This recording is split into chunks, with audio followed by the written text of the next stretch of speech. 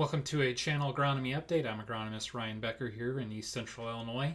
So the image that you're looking at here on the screen is our internal tar spot monitoring app. So it incorporates observations from internal Bayer employees as well as incorporates the IPM pipe website data as well. So my white dots over there in East Central Illinois, so Champaign, Douglas, Coles, Edgar, I've struggled to find tar spot, but my counterparts have been, fortunate or unfortunate to find it in their areas, to the east over in Indiana, as well as on my northern border, and a little bit over to the west as well. So I think it's out there. I just think that, as I compare these two screens side by side, the image on the left is the 30 days of moisture for the month of June and a departure from normal. So you can see this dry slot that's stretched from just outside of St. Louis all the way up here towards Champaign County and southern Iroquois and Ford. You see, I think we were just a little bit drier through that swath, and I think that maybe put a kibosh on a lot of disease development because I really struggle to find much disease. Where you see a little bit more heavier rainfalls, off to the east in Indiana as well as along the Illinois River, you see a lot more of those dots start to pick up. So I really think that's primarily what is driving tar spot, was they just had a little bit more rainfall in June in those areas. I don't think we're in the clear, and I do think we are potentially going to see it sooner rather than later. But for now, as I look at this image of a clump of leaves, this is where I always look for tar spot first. As I look for a nice big clump where no sunlight's able to penetrate, where we're going to struggle to get the leaf moisture off of. That's where I always look first. And so far, relatively clean. In the lower canopy of this field, you maybe find a little bit of gray, but overall, we're very clean as of right now. But as I mentioned, we've got tar spot all around us, so I think it's more probable than not we'll see it here before the season's over.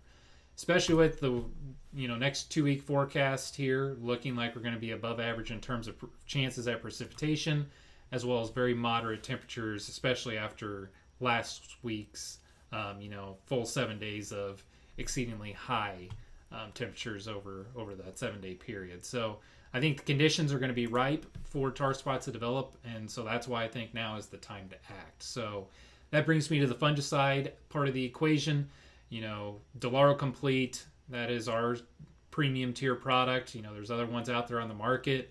When we're talking about combating tar spot, you need to go with this premium tier because it's going to give you the best level of control and the longest duration as well. So this is a trial out of our Woodford County location.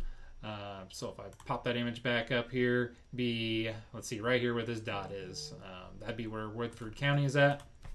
These are inoculated trials back in 2024 and averaged across 36, Bayer branded products in both channel and DeKalb lineups.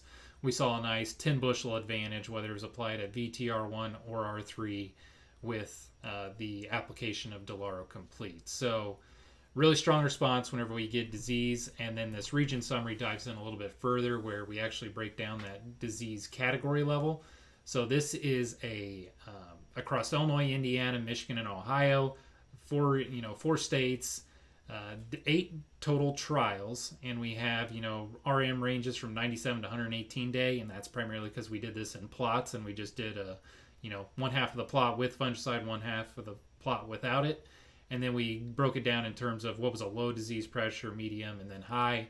And as you can see, anytime you start sniffing that medium and high pressure, you're starting to hit levels that will easily cover and exceed the cost of application and fungicide and terms of the level of pressure that is out there. So right now, I'd say as of today, I would say that our April corn is definitely in the low pressure environment, but I do think with the conditions coming up ahead and what's around us, I do feel like the rest of this growing season we're probably going to move more into that medium pressure year and hopefully avoid a high pressure situation. But altogether, to me, Delaro Complete, we've got a lot of yield potential out there with this corn, so I'm going to protect that investment, and I'm going to recommend that we're going out there and making applications to protect this and get the most bang for our buck with the corn that's out there. So appreciate your time today.